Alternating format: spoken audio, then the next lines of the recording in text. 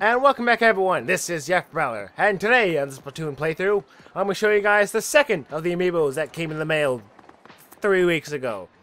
The blue Inkling Amiibo, or the boy Amiibo, which is very similar to my current look, except he's not black, he's white, so... Way to go with that, Nintendo! But anyway, basically if you come back over to your little fancy giant toy container thing that says Amiibo for whatever reason, you talk to it. Yes, Splatfest is also coming soon. May do a video on that, I don't know. And place your very own Amiibo on it. I have also pre-registered it, so we don't have to go through that little song and dance again. It'll come alive once more and call you a player. Very awkward. I also named him Sid Squid. Hope that's okay with everyone. Not renaming them. You don't got a choice in this matter. Yeah. So, since last episode, the Inkling girl gave us a challenge to do missions with a charger, Sid Squid's over here has a bit of a different idea in mind. He wants us to go through different missions with the roller, which, personally, in my opinion, is slightly better than the charger in terms of enjoyability, but that's just me.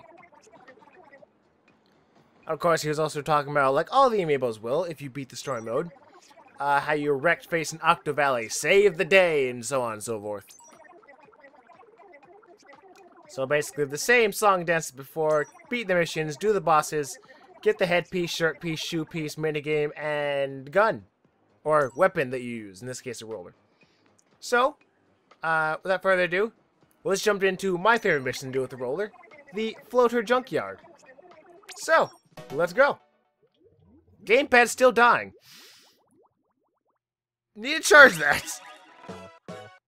But yeah, so the roller in the actual, not story mode missions, the actual game missions, pretty interesting, not gonna lie. Since the roller is basically a shotgun on wheels, a term coined by me, do not copy it please. It's a bit interesting to actually combat different enemies and scenarios, since your range isn't exactly as rapid or as long like the charger or the regular shotgun. Not regular shotgun, the regular blaster. But you're basically invincible when running forward. So it's kind of interesting.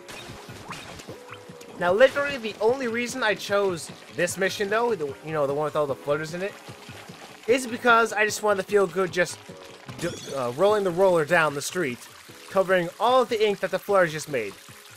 Also makes it a bit easier to go through different mazes because you are constantly just going forward. And it covers a lot of track. The roller as an actual weapon though, personally, not comparatively to the Amiibos, but like in general, it's eh. I mean, initially when the whole global test fire thing was a thing, everyone used the roller, everyone complained about it being OP. Similar to how Little Mac was in Smash, where he was OP, then he got nerfed, or everyone learned how to fight him. But now, it's kind of a fad that's still there. Rollers are still a very crucial point of any, like, team dynamic, because they do cover a lot of ground. They still have the whole, like, rushing towards you. I feel like they have a slight shielding, like, super armor to it. I don't know why. That's my personal opinion to it. But it's just not something I use a lot. I don't use a roller a lot. It's not my little forte. Personally, I like its smaller counterpart, the ink brush, or the giant paintbrush, basically. Which is like the roller, but is faster, and it has a bit of a melee kind of, you just slap around the, not the sword, you slap around the paintbrush, throwing ink everywhere. Which personally I find a lot more enjoyable than the, oh god, I'm gonna die, than the roller, which is kind of slow, clunky. The roller does, however, have it so you can run over people. The ink brush does not. But the ink brush is a lot faster. You can get into enemy territory easier. So with the ink brush, you're basically a scout. Which, personally, I don't mind doing. I mean, I always think I'm a pretty good scout. I like going fast. That's how I am. Salt and speed. Bitches. Yeah. So, that's basically how I feel about the roller. I mean, in terms of the actual missions inside the game, said that already, it's kind of awkward because, shorter range, but it does make you feel kind of powerful, especially on the invisible platforms, it feels kind of cool to do that. But we're not doing that one. So I decided to... let's claim yet another plushie Zapfish.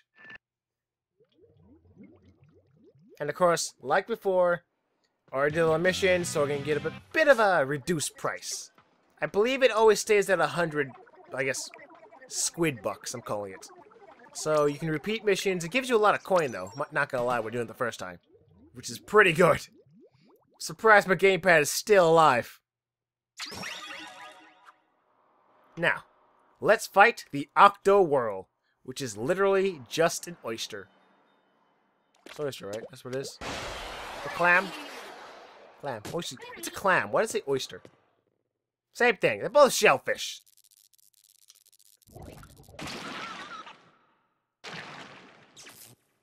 Still really weird, not gonna lie. Now, with the dreaded octo clam oyster chowder thing, still pretty gross, not gonna lie. It is kind of actually difficult, in a sense, to fight this guy with the roller. Since with an actual gun, you know, like the regular rapid shotgun, you can kind of fire ahead and plan your attack a bit. With the roller, you kind of have to do that beforehand. What I mean by that is basically, when you know where he's gonna go, you have to rush to the opposite direction of him. Since, you know, just splatting the paintbrush here and there is not gonna result in a lot of positive effects, as it were. Which is why this boss fight, especially when the platforms start turning, becomes a bit of an issue. Like I said, you can't exactly shoot forward with the most effectiveness, because whenever you slap the roller down, you use a lot of ink. So planning, this kind of boss fight with the roller requires a lot more planning, a lot more tact, I guess you could say, to defeat this guy with relative ease.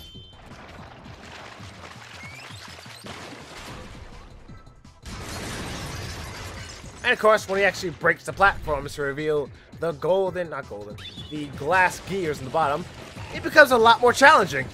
Which is why I suggest, at this point in time, or any point in time, if you're ever doing the Amiibo missions, just cover the middle in as much ink as you can, and just try to, I don't know, plan ahead for that. Because honestly, you're gonna probably, unless you're like really skilled or really lucky or anything kind of like that, it's probably gonna miss the first time, so you really need to like cover as much ink as you can. So this scenario, it's pretty perfect. I got enough ink in the middle to actually sustain him. Still doing a lot. I don't know why I haven't done commentary in a while, so excuse that. I'm sorry. But by making the middle, it covers a lot. Just cover the outside. Hopefully he lands in him, and he's dead. Gosh, like Nickelodeon all over again. No, you know what it is actually? This kind of reminds me of. I don't know why it does. Do you guys know about that color ketchup that was a thing back in like when you're like 10 years younger? You know what I'm talking about? When ketchup, like Heinz ketchup, was going through that phase, like it's gotta be hip and cool and rad, and let's make ketchup purple and green because that's not gross. You guys know what I'm talking about? Everyone knows what I'm talking about. I'm pretty sure you don't. If you don't know what I'm talking about, look up. Don't know the official name, but look up like red ketchup. Ketchup's already red. Duh. Look up like purple or green ketchup, and then just think about putting that on a burger, putting that on a hot dog, putting that in your fries. It tastes exactly the same, not gonna lie. It just, I have this weird thing about like colored food a different color, or food color differently than I'm like used to. It's why, like, for a good while, I'm going on a tangent, but you know, this boss fight's been done already, I would not eat colored goldfish. You know, like the goldfish cracker things? I would only eat the yellow ones. The colored ones just, I don't know, I just couldn't eat them for whatever reason. I don't know, they're like tainted or something. They weren't yellow, they weren't eye fishies. I don't know, that was a really weird tangent to go on. But, back to the game. So, basically, boss fight, same thing, but with your little shotgun on wheels, getting rid of all the teeth has become easier, quote unquote. Because the whole thing about the roller is whenever you splat down and try to fire some ink off, it does waste a lot of ink, like a third, a smidge more than a third of your ink. So whenever you're trying to get rid of any teeth, it gets rid of teeth really well. Like one shot gets rid of like 2 teeth, which is pretty nice. But you always need to make sure about this boss fight, going in the ink or using the the roller like once, and then refilling. Because the secondary weapon uses like 1/3 of your ink. The roller uses 1/3 of your ink. So it's like a whole thing like ink management. I'm not going to college for ink management. Got a B in economics, that's all I need. But even then, this boss fight isn't exactly that hard. Just make sure to watch your ink. Make sure you have plenty of ink. And don't forget, like I did in the previous recording when I tried to do this the first time, to actually hit the bleeding thing. Like hit the tentacle popping up. Because I did that like 3 times. I almost died once. And that would have been embarrassing. But with that, we defeated... I just realized. That sign back there tells you how to defeat the boss. How did I not notice that? How long has that been there? Have you known about it, viewer? Why didn't you tell me? That would have made this boss fight so much easier. I mean, I already knew, but I want like the satisfaction of knowing like I figured it out myself. Not the game telling me how to do it. I'm a little dumb now. Smart, but dumb. At least Sid the Squid knows how to boost my morale. Thanks, Sid. I'll, put you back in that little box right now. Also, my gamepad died. It finally bit the bucket. It bites buckets now. That's how it works now. So now it's just me fiddling around like, what's going on? Why can't I do things? I'm putting Amiibos on, but nothing's happening. I can't even comprehend what's going on. Oh, wait, my gamepad died. Yeah. Don't know why I let this in. I'm not taking it out. It's too late. Sorry, I'm already talking over it. Look at that squid in the bottom right-hand corner. Look how, like, sad it is. Wasting time. Oh, figured it out. Good me. Good past me. Okay, then. That's a dead man. That's cool. But for now, let's show off the different costumes I won. Now, instead of the school boy outfit, I guess you can tell it in this case, the boy has something a bit more, I don't know, manly, radical, hip. For the boy, you unlock the samurai outfit, which gives you the samurai helmet, samurai, I guess, armor, and the samurai sock boot things. Which, I should add right now, you can't see your actual squid hair or anything, so the color of whatever ink you're using basically has it so it changes the color of whatever, the armor looks like. So I'm green right now, so it's green. But for the minigame for this one, like I accidentally said before and just kind of spoiled it, even though you probably could have seen, Squid Racer. Which, honestly, is one of my favorite minigames of the entire thing.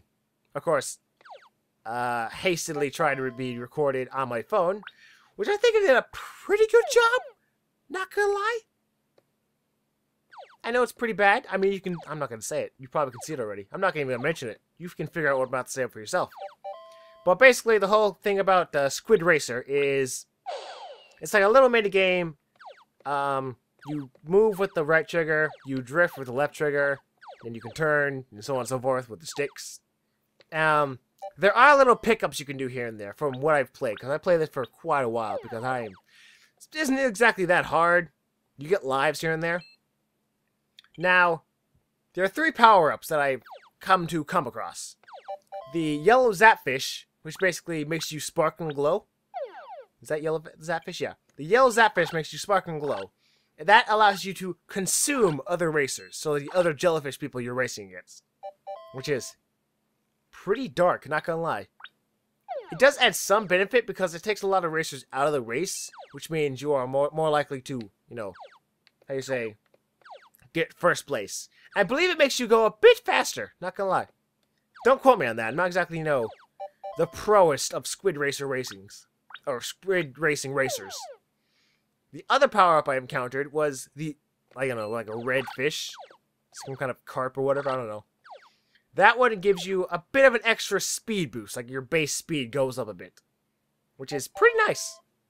Nothing really else besides that. The other one, which I messed up here. Another one which I found out about is, a green, I think it's like another green fish of sorts. I don't exactly remember what the fish looks like. But it allows you to turn a bit better, you drift better, and that's basically it, honestly. But of course, I should mention, actually, with each race, of course, the tracks get different, the turns become a bit more like hairpin turns, so on and so forth. So drifting in later levels is very important for you to do. Anything to get your opponents off the field as well. So using any of the power-ups that you can collect is just something you really want to do. And of course, another thing I should mention is depending on which rank you get. So like how close you are to being the first across the finish line. So like the first place, it gives you 1,000. And then like, I believe it's the tracks from like 800 to 500. Then once you're like 4th or 5th or anything below, you get nothing. Standard like 1st, 2nd, 3rd kind of thing. Of course, if you actually lose a race, because these are basically time trial things, not exactly proper races, you do start the stage over again. Like in the right-hand corner, not the right-hand, the right-hand side bar. There are 2 lives. Mess up once, get another chance. Mess up again, you get another chance. Time up, and there goes a life. Basically, this kind of setup. Like I said before, though, this is honestly one of my favorite minigames, and I'll probably be playing this whenever I am waiting for a game to start. Whenever that will be. Because I haven't actually played Splatoon multiplayer in quite a bit. I probably should do that. Might stream it one day. Would you guys be interested in the Splatoon stream? Say in the comments below if you want to see the Splatoon stream. Don't know when. Can't promise anything when. But if enough people want to do it, I'll try to set something up. You know, playing with the viewers. That's pretty cool. Worked well with Smash Bros. A lot of people came to that.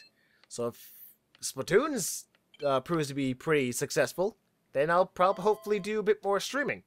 Of course, when my other commitments, as it were, permits me to.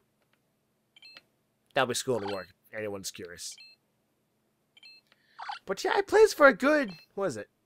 It's like 5 minutes, honestly. Which is honestly pretty good, not gonna lie.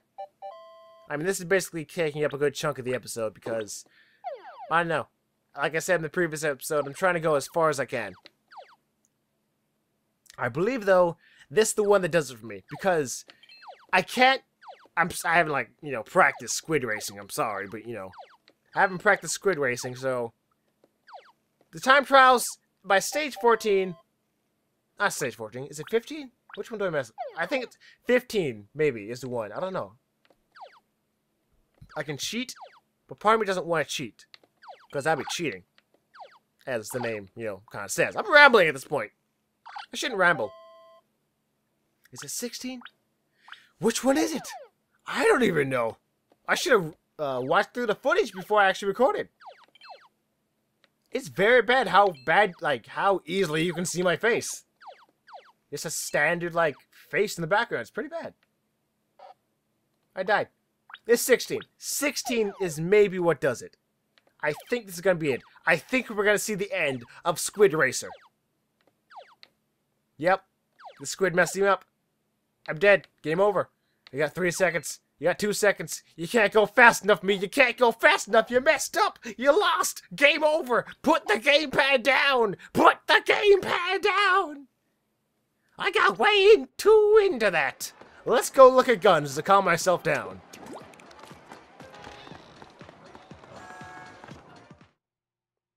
So, since we actually, like, basically before, we used the roller weapon, that's what we're gonna be getting. The Hero Roller Replica. Same as before, I'm just gonna buy all the weapons, because why not? Never gonna use them anytime soon, so because like I said before, I always use the Aerospray RG, or the Ink Brush, which is so fun to use.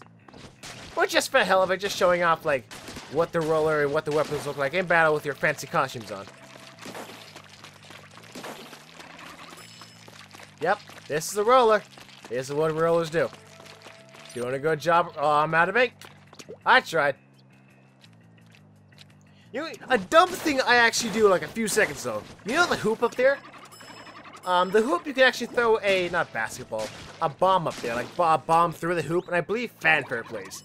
Me and my infinite wisdom throws a sticky bomb. The one projectile of all projectiles that literally cannot pass through the hoop. Because it'll stick to everything. And I try so hard. I don't know why. I tried 3 times and I decided, screw it, not gonna work. Just gonna take out all my frustrations on these guys. Oh, that was apparently a waste. But hopefully we can make better haste. Nice save. Next episode where we take on the final amiibo, the Squid amiibo. So I'll see you guys then. Bye.